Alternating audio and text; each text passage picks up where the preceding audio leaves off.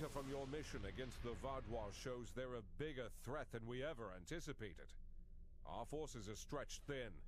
The Alpha Quadrant Alliance cannot fight a prolonged conflict in the Delta Quadrant. We must work to form an alliance of species here. Admiral Tuvok and Captain Kim are working on a plan and have requested your assistance. So Starfleet, having the ability to send an unlimited number of ships to the Delta Quadrant, still only sends one captain to go up and down the damn quadrant to take care of the Vaadwaur. Because every captain should be able to experience being the only ship in range. But then again, I'm no Starfleet mission planner. I'm just a viewer with an opinion.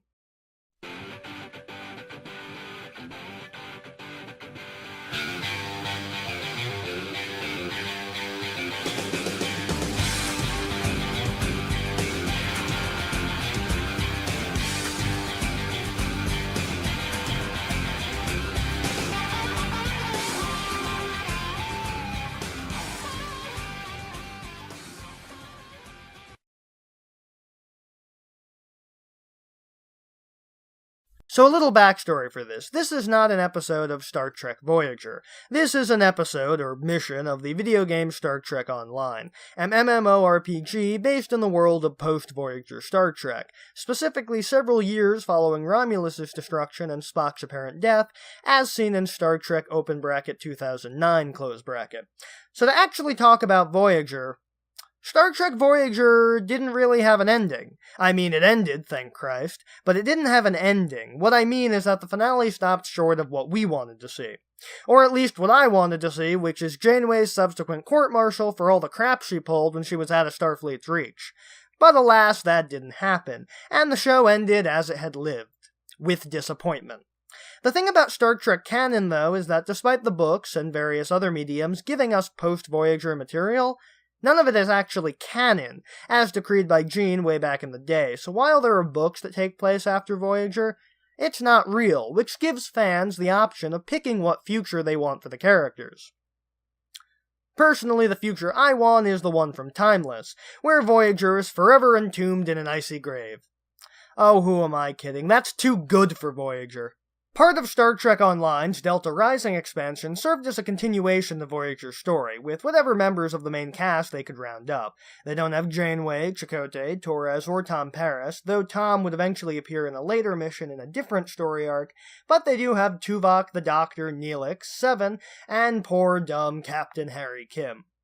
An interesting point of note, because this expansion was released so long into the game's lifespan, and because it's part of the post-game, that means that the player character is at least a Vice Admiral when they start their trip into the Delta Quadrant, and more than often, if you grind and do the side stuff, some characters are the highest level Admiral you can be before you become the goddamn Commander-in-Chief of Starfleet. So even when he's a captain, Harry is still the lowest ranking officer in the room. Poor dumb Harry. You just know that's Janeway's fault, too. Let's see, random Academy graduate who just so happened to lead their ship through a harrowing experience, and despite the fact that their actual rank isn't even ensign yet? Yep, they deserve a promotion all the way up to Vice Admiral, too. Next up for promotion is Harry Kim. Let's see, I served with him for several years. I know his capabilities as a captain, and he just returned from a successful 4-year exploration mission. Nope, I don't want him to be within 4 ranks of my rank. Maybe I'll promote him when I finally get to be all-powerful Lord Dictator Goddess of all existence. This mission is right in the middle of the story arc, where after the Vaadwaur were woken up by Seven back during Voyager's original journey, they re-emerge in 2410 and begin to lay siege to the Quadrant. After Starfleet's ambassador, aka Hedgehog, is unable to reach an accord with the Vaadwaur, Starfleet officially goes to war with them, trying to fight back against their superior numbers and weapons. There's a huge thing with the Kobali from the episode Ashes to Ashes, the species that reanimates corpses as procreation. After settling on an old Vaadwaur colony world, they started using Vaadwaur corpses, and the Vaadwaur are not happy about that.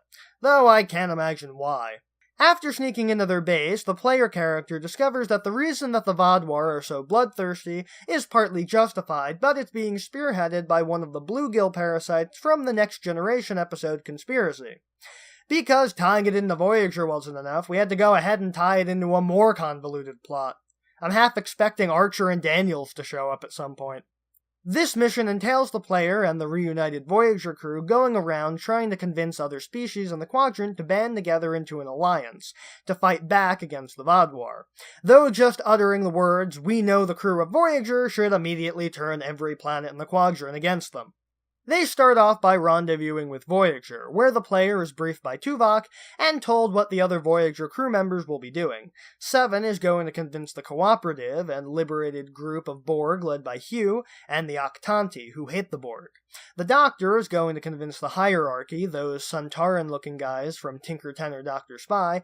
Harry is going to negotiate with the Kazon, and Neelix is going to get the Hazari on board.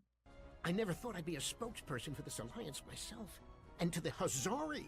I guess all my time as a trader and ambassador made Admiral Tuvok think I was the right Talaxian for the job. Don't flatter yourself, Neelix. The only reason you're here is because Janeway was busy. This entire Vaadwaur mess would be over in 6 seconds if she was here.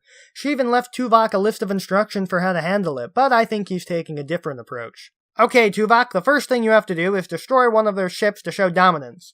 This used to be known as a Vulcan hello, but I've renamed it to a Janeway hello because it just sounds snappier. The player's first stop is to negotiate with the Turei, who have allied themselves with the Voth and want nothing to do with Starfleet, seeing them as the reason that the Vaadwaur are back in the first place. And in fairness to the Turei, it was Seven's fault, so they're right.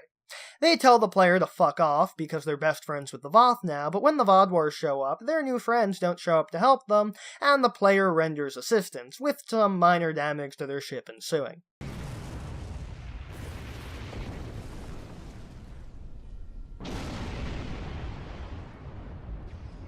And the player has the option to flat out tell the Turei that if they don't join up, they're going to get their asses handed to them by the Vaadwaur, so they relent and join up. Nothing like making them join through force. Next stop is helping one of the others, and the player gets a choice. Let's see, not Neelix. Let's go help Seven with the Octanti. Seven had no problem convincing the Cooperative, but the Octanti really hate the Borg, so they're not really into joining into alliance with a species that has ravaged their world for decades, though for the life of me, I can't figure out why. Seven shows up with a Cooperative ship that's being ravaged by a virus that the Octanti sent to them via a few volunteers, including the ambassador's brother. The sight of his brother and the promise that he could be disconnected from the Borg turns him around, and with the player's help, the Octanti deactivate the virus and reunite the family, which is enough to make the ambassador agree to join the cause. Next up on the list is the Doctor and the Hierarchy, who pride themselves on predictive algorithms that test the cost analysis of any given decision. And based on what they know of Starfleet and its alliance, they're not impressed, and decline the offer. They must have seen the ratings for Enterprise. However, the Doctor, who is posing as one of them, manages to convince them to allow the player to show them their power, and creates a holographic Voth ship for the player to fight, which the player easily dispatches using all their bridge officer abilities to impress them. Yes, marvel at my ability to turn my hull purple. Which succeeds, and they join up as well. And now they go to the final remnant of Janeway's trip to the Delta Quadrant, the Kazon, where Harry is at a meeting with all of the factions. They keep asking to see Voyager, but Harry sees right through the red flag and plays his hand. I was stationed on Voyager during its time here in the Delta Quadrant. A strange-looking Kazon shows up named Sessin, who tells Harry that he is the son of Seska, the former Maquis member who was a Cardassian disguised as a Bajoran who betrayed Voyager to the Kazon. He is under the impression that Voyager killed his mother out of malice, and not out of she betrayed them and stole the ship, so he and Harry get into a heated argument. Tell me, Captain Kim, do you ever think about what you did to Seska? I have no idea how she found that holo program, but that's my private property. What? I was talking about how you murdered her. So was I. While this is going on, another Kazon faction secretly hails the player and tells them that they'd be willing to double-cross Sessin for some supplies. Gotta love how these guys were made to be the Delta Quadrant's version of the Klingons, and they managed to fall into every trapping of the Klingon Empire's ideologies. Several houses, all willing to double-cross each other at the drop of a hat. Which reminds me, they should be up for another civil war right about... Shields up. Red alert. I knew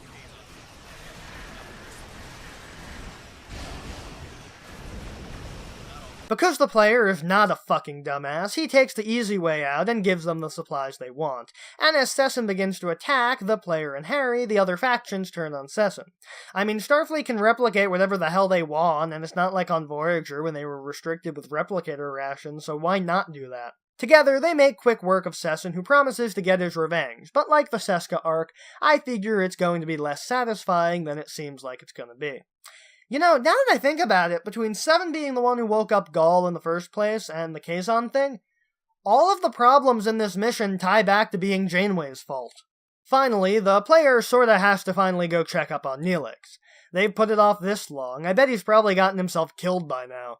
Surprisingly, Neelix is actually doing well, having met with the Hazari, a race of bounty hunters, and in exchange for joining, they want Starfleet to negotiate with the Benthans to drop some warrants and the like, and the Benthans agree, provided the Hazari turn over one of their worst offenders, which they quickly agree to. Something seems fishy, which the player's Hazari contact admits is because their worst offender has a hollow emitter that he's going to use to become a mole on the Benthan ship.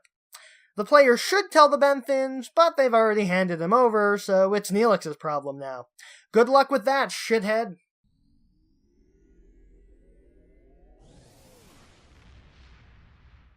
The player returns to Voyager and Tuvok congratulates them, wrapping up the mission. The post-mission follow-up. The stupid Neelix moment is him actually thinking he was chosen because of his expertise, and not because he was the only former member of Voyager that they could find on such short notice.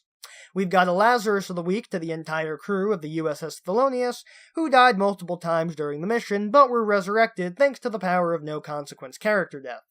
All scores are relative to their series, and as a Star Trek Online mission, the final score for Alliances is 7 out of 10.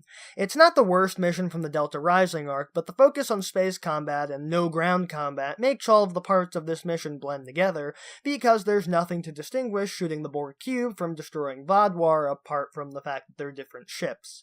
Though it does score fairly high because it gives some interesting choices that, while they don't actually influence the other missions, are easier and more interesting ways to complete each section, like handing over the supplies to the Kazon or letting the Hazari keep their spy.